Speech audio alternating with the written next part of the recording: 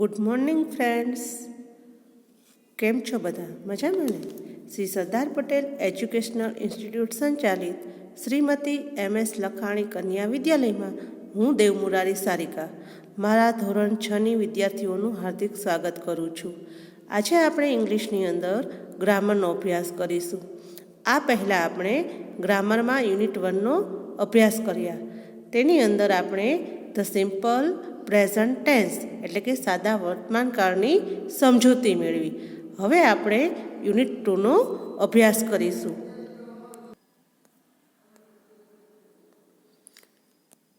આની પહેલાં આપણે કાળ વિશે માહિતી મેળવી.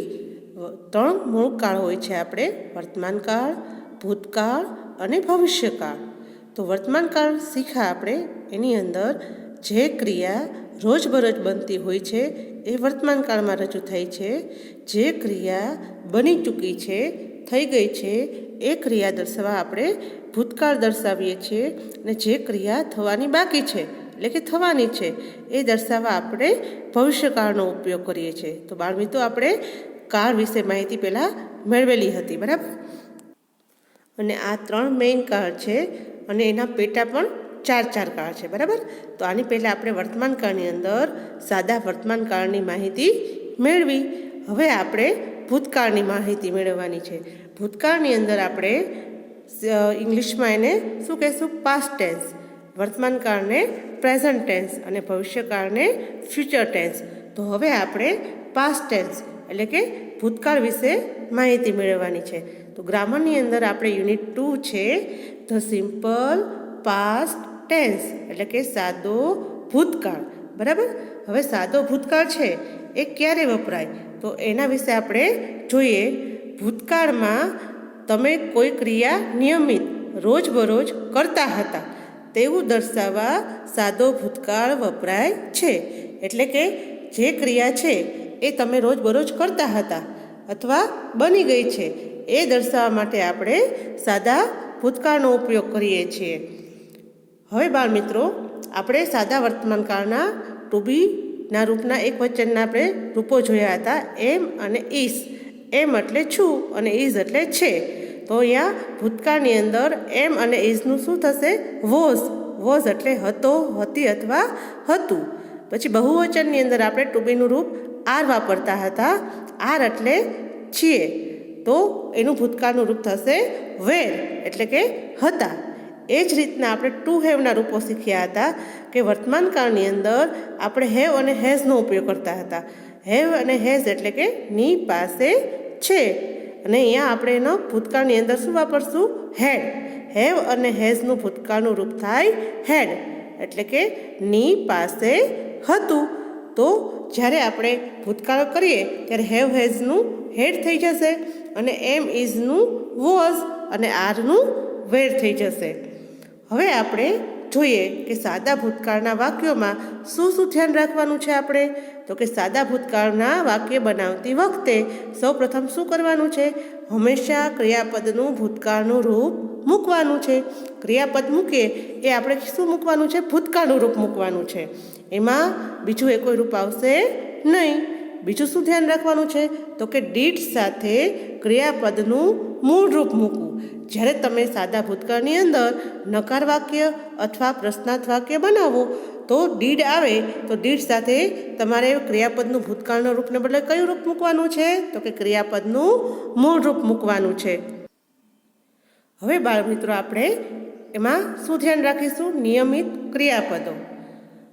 ક્રિયાપદના ટુ સિવાયના મૂળ રૂપને ડી કે ઈડી પ્રત્યય જોડવાથી જે ક્રિયાપદનું ભૂતકાળમાં રૂપાંતર થાય છે એ ક્રિયાપદોને નિયમિત ક્રિયાપદો કહેવાય છે. હવે ખાસ બાળકો શું યાદ રાખવાનું છે આપણે? તો કે ભૂતકાળની અંદર ક્રિયાપદના ભૂતકાળના રૂપો આવશે. તો કે ક્રિયાપદના ટુ સિવાયના મૂળ રૂપને ડી કે ઈડી પ્રત્યય જોડવાથી એટલે કે પાછળ ડી કે ઈડી લાગવાથી તેનું ભૂતકાળમાં રૂપાંતર થાય છે અને એ ક્રિયાપદોને આપણે નિયમિત ક્રિયાપદો કહીએ છીએ. તો આપણે એના એક્ઝામ્પલ્સ જોઈએ.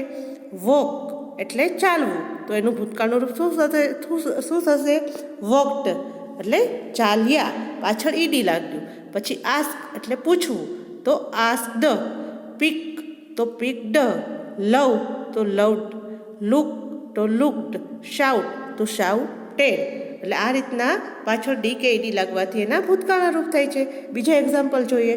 જમ્પ તો jumped, laugh તો laughed, thank તો thanked, dance danced, reach reached, score scored, watch watched, open opened, save saved, help helped, play played, welcome welcome. તો આ બાળકો આપણે જોયું કે ક્રિયાપદની પાછળ ડી કે ઈડી લાગવાથી એનું ભૂતકાળનું રૂપ બનતું હતું. એને નિયમિત ક્રિયાપદો કહેવાય. હવે પછીનો નિયમ છે, જો ક્રિયાપદના અંતે વ્યંજન પ્લસ વાય હોય તો વાયનો આય કરી ઈડી પ્રત્યય લાગે છે.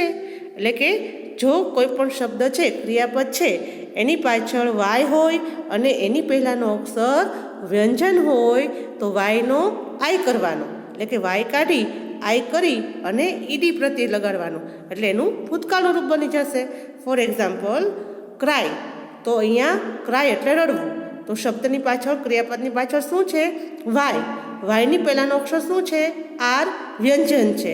તો કે છેલ્લો અક્ષર વાય હોય અને એની પહેલાં વ્યંજન હોય તો વાયનો આય કરી અને ઈડી લાગવાનો. એટલે CRIED. એટલે વાય નીકળી જશે, એની જગ્યાએ આપણે આય કરી નાખ્યો અને ઈડી પ્રત્યે લગાડ્યો. ક્રાય તો ક્રાઇડ, રડવું અને રડ્યો. બીજું એક્ઝામ્પલ જોઈએ. ટ્રાય એટલે પ્રયત્ન કરવો. તો અહીંયા પણ વાય છે પાછળ, એની આગળનો અક્ષર છે વ્યંજન છે, તો આપણે એનું ભૂતકાળનું રૂપ કરતી વખતે ટ્રાઇડ કરીશું. એટલે કે TRIED. એટલે વાય નીકળી જશે, એની જગ્યાએ આપણે આય કરી અને ઈડી લગાડવાનું. ત્યાર પછીનો નિયમ છે, ક્રિયાપદના અંતે વ્યંજન હોય અને તેની આગળ સ્વર એટલે કે A, E, I, O, U આ 5 સ્વર હોય તો છેલ્લો વ્યંજન બેવડાવીને ઈડી પ્રત્યય લાગે છે. આની પહેલાંનો નિયમ બાળકો આપણે જોયો કે છેલ્લો અક્ષર છે એ વાય હોય અને એની પહેલાંનો અક્ષર વ્યંજન હોય તો આપણે શું કરતા હતા? પાછળ વાયનો આય કરી અને ઈડી લગાડતા હતા. હવે શું કરવાનું છે? તો કે ક્રિયાપદના અંતે વ્યંજન હોય અને તેની આગળ સ્વર હોય, છેલ્લો અક્ષર વ્યંજન હોય અને તેની આગળ A, E, I, O, U આ 5 સ્વરમાંથી કોઈ પણ એક સ્વર હોય તો છેલ્લો વ્યંજન બેવડાવીને એટલે કે ડબલ કરીને ઈડી પ્રત્યય લાગે છે. For example, stop. બરાબર? તો પી છે એ વ્યંજન છે, એની આગળનો ઓ છે એ સ્વર છે, તો આપણે શું કરીશું? છેલ્લો પી છે એને બેવડાવશું એટલે કે ડબલ કરીશું. STOPPED એટલે કે સ્ટોપ્ડ. છેલ્લો અક્ષર બેવડાવી અને પછી ઈડી પ્રત્યય લાગે. બીજું એક્ઝામ્પલ જોઈએ આપણે. ડ્રેગ. તો જી છે એ વ્યંજન છે, એની આગળનો એ છે એ સ્વર છે, તો આપણે શું કરીશું? જીને બેવડાવશું એટલે કે ડબલ કરીશું અને પછી ઈડી પ્રત્યય લગાવીશું. ડ્રેગ્ડ. DRAGGED. પછીનો એક્ઝામ્પલ જોઈએ. ડ્રોપ. તો એમાં પી છે એ વ્યંજન છે, એની આગળનો ઓ છે એ સ્વર છે, તો આપણે ડ્રોપ્ડ કરતી વખતે પીને બેવડાવીશું એટલે કે ડબલ કરીશું. DROPPED. ડ્રોપ્ડ. તો શું યાદ રાખવાનું બાળકો? ક્રિયાપદના અંતે વ્યંજન હોય અને તેની આગળ સ્વર હોય તો છેલ્લો વ્યંજન બેવડાવી અને પછી ઈડી પ્રત્યય લગાડવાથી તેનું ભૂતકાળનું રૂપ બને છે. ત્યાર પછીનો નિયમ જોઈએ. અનિયમિત ક્રિયાપદો. અમુક ક્રિયાપદો એવા છે જે ડી કે ઈડી પ્રત્યય લગવાથી નથી બનતા પણ સાવ અલગ જ બને છે. તો આપણે એના એક્ઝામ્પલ જોઈએ. ગો જવું, તો એનું વેન્ટ ગયો. પછી કમ એટલે આવવું, તો કેમ એટલે આવ્યો. સીટ એટલે બેસવું, તો એનું ભૂતકાળનું રૂપ થાય સેટ બેઠ્યો. પછી ડ્રો એટલે દોરવું, તો એનું ભૂતકાળનું રૂપ થાય ડ્રુ. સિંગ ગાવું, તો સેંગ ગાયું.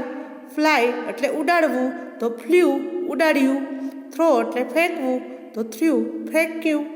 ડ્રાઈવ એટલે ચલાવવું હકારવું, તો ડ્રોવ ચલાવ્યું. હાઈડ એટલે છુપાવવું, તો હીડ એટલે છુપાયું. સ્ટીક એટલે ખેંચવું, સ્ટક એટલે ખેંચવું. પછી સે તો એનું થાય સેડ. ગીવ તો એનું રૂપ ભૂતકાળનું થાય ગેવ. સ્વિમ તરવું તો એનું ભૂતકાળનું રૂપ સ્વેમ તર્યો. પછી ફોલ પડવું તો ફેલ પડ્યો. રિંગ એટલે વગાડવું તો રેંગ વગાડ્યું. ઈટ એટલે ખાવું તો એટ ખાધું. બાય એટલે ખરીદવું તો બોટ ખરીદ્યું. કેચ એટલે પકડવું તો કોટ પકડ્યું. રાઇડ એટલે સવારી કરવી તો રોડ સવારી કરી. મેક એટલે બનાવવું તો મેડ એટલે બનાવ્યું. સ્ટેન્ડ ઊભા રહેવું તો સ્ટૂડ ઊભો રહ્યો. ટેક એટલે લેવું તો ટૂંક લીધું. સી એટલે જોવું તો સો જોયું. રાઇટ એટલે લખવું, રોટ એટલે લખ્યું. રન એટલે દોડવું તો રેન દોડ્યો. ડ્રિંક એટલે પીવું તો ડ્રિંક પીધું. સેલ એટલે વેચવું, સોલ્ડ વેચ્યું. હિયર એટલે સાંભળવું તો હિયર્ડ સાંભળ્યું. વિન એટલે જીતવું તો વોન જીત્યો. કીપ એટલે રાખવું તો કેપ્ટ રાખ્યું. તો બાળ મિત્રો, આ અમુક રૂપો એવા છે કે એના ક્રિયાપદના રૂપ સાવ ભૂતકાળના રૂપો અલગ જ થાય છે. એમાં પાછળ ડી કે ઈડી લાગતા નથી. પણ તમારે આ બધા રૂપો છે એને પાકા કરવાના છે અને યાદ રાખવાના છે, તો જ તમને સાદો ભૂતકાળ આવડશે. પછી જોઈએ આપણે અમુક અનિયમિત ક્રિયાપદોના રૂપ બદલાતા નથી. એટલે કે અમુક રૂપો એવા છે કે એનું વર્તમાનકાળનું રૂપ અને ભૂતકાળનું રૂપ બંને સરખા જ થાય છે. સ્પેલિંગમાં કોઈ ફેર પડતો નથી. For example cut. કટ એટલે કાપવું તો એનું ભૂતકાળનું રૂપ પણ કટ જ થાય છે, પણ એનો અર્થ શું થશે? કાપ્યું. કટ એટલે કાપવું અને ભૂતકાળમાં કટ એટલે કાપ્યું. ત્યાર પછી રીડ. રીડ એટલે વાંચવું તો એનું ભૂતકાળનું રૂપ છે એ સ્પેલિંગ તો રીડ જ થશે, પણ આપણે એનો ઉચ્ચાર શું કરીશું? રેડ. રેડ એટલે વાંચ્યું. પછી છે પુટ. પુટ એટલે મૂકવું તો એનું ભૂતકાળનું રૂપ પણ પુટ જ થશે, પણ એનો અર્થ શું થશે? મૂક્યું. પછી શટ. શટ એટલે બંધ કરવું તો એનું ભૂતકાળનું રૂપ પણ શટ જ થશે, પણ બંધ કર્યું. એટલે અમુક રૂપ એવા છે કે કટ, પુટ, શટ એ બધા ભૂતકાળમાં પણ એ જ હોય છે અને વર્તમાનકાળમાં પણ એના સ્પેલિંગ એ જ થાય છે, ખાલી એનો અર્થ જ બદલાય છે.